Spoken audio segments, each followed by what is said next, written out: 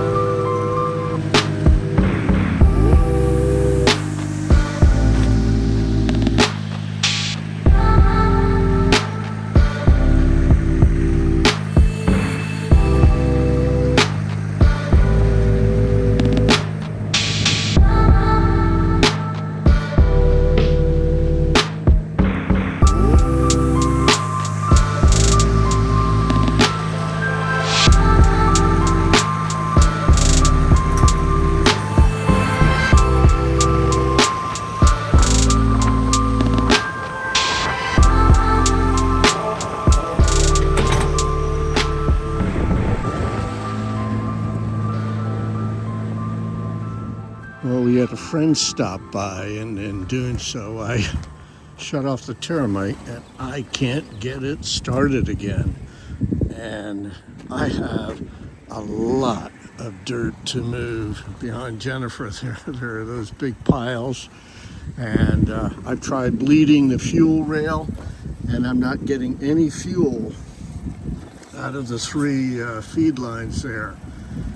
So that's a concern that possibly the mechanical pump is bad. Fuel filter looks good. Everything is fine.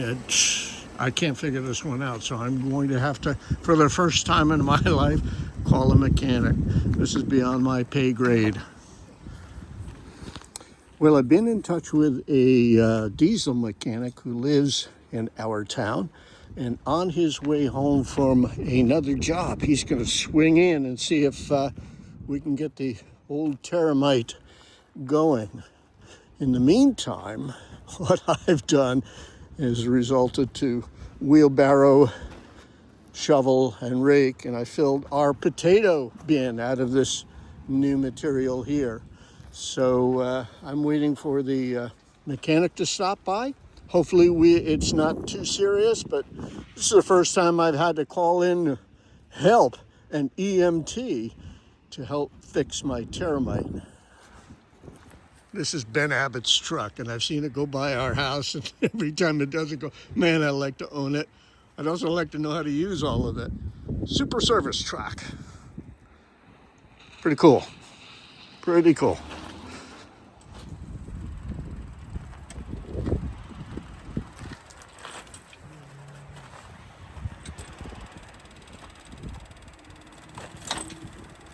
I love that sound.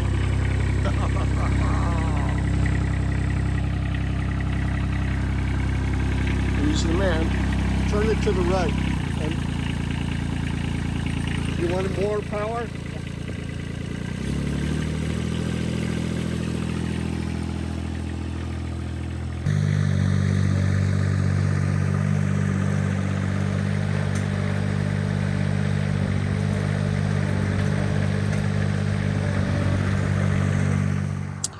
I had to drop back and punt, as they say. I misjudged how much space this would take up. And what I ended up doing was backing into here with the Terramite, reaching the hoe across here and dragging all of the brambles and stuff. It was very much like this, dragging that out of here and taking it to our dump pit on the other side of that propane tank over there. And then that would allow me to drive through and start to shovel all of these wood chips back. So in essence, I have moved the pile from about where the front of the bucket is on the Terramite back to here. Now I'm headed back to the piles. More mixing, and I should be able to fit everything here. As they say, measure 5 times, cut twice, and that's what I've done.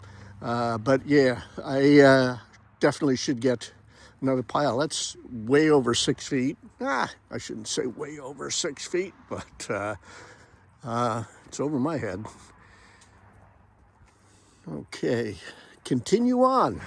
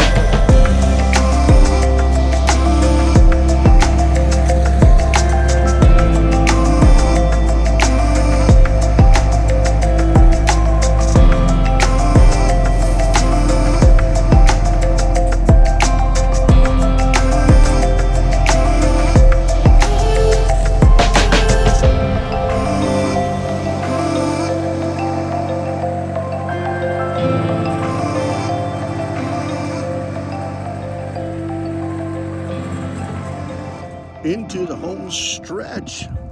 All the remaining or excess wood chips and loom have been moved to a storage area in the back of our property. And so what I have left is this little pile of mixed debris. There's a part of me that feels like I'm Tony Beets or Parker Schnabel on the hit TV show Gold Rush. I'm gonna put the last of the material into the sleuth box. Yeah, it is about the price of gold.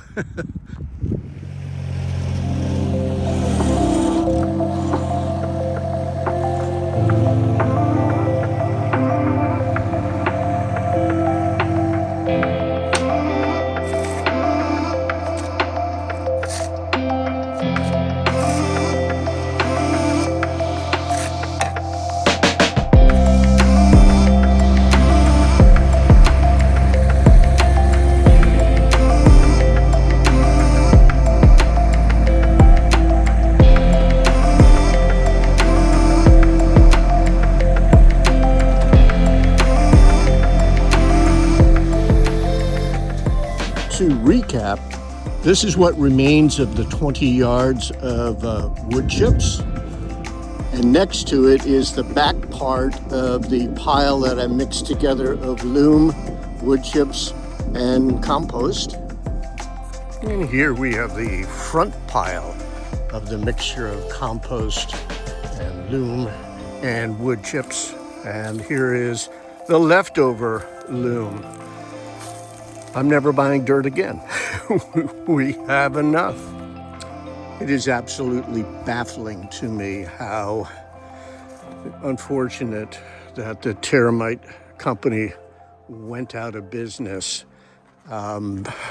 This has been my right-hand man, my right-hand person. Absolutely amazing, amazing machine. There's nothing else that can match it in its class. All steel construction, all hydraulic, not hydrostatic. It's hydraulic. And all of these cylinders need to be repacked. They're leaking pretty badly, and that's why I've got that chain holding up the boom. But boy, oh boy, I've owned this 8 years. I think it's a 2006. I bought it in 2017. It's the best investment I've ever made in my life. That's it for this project.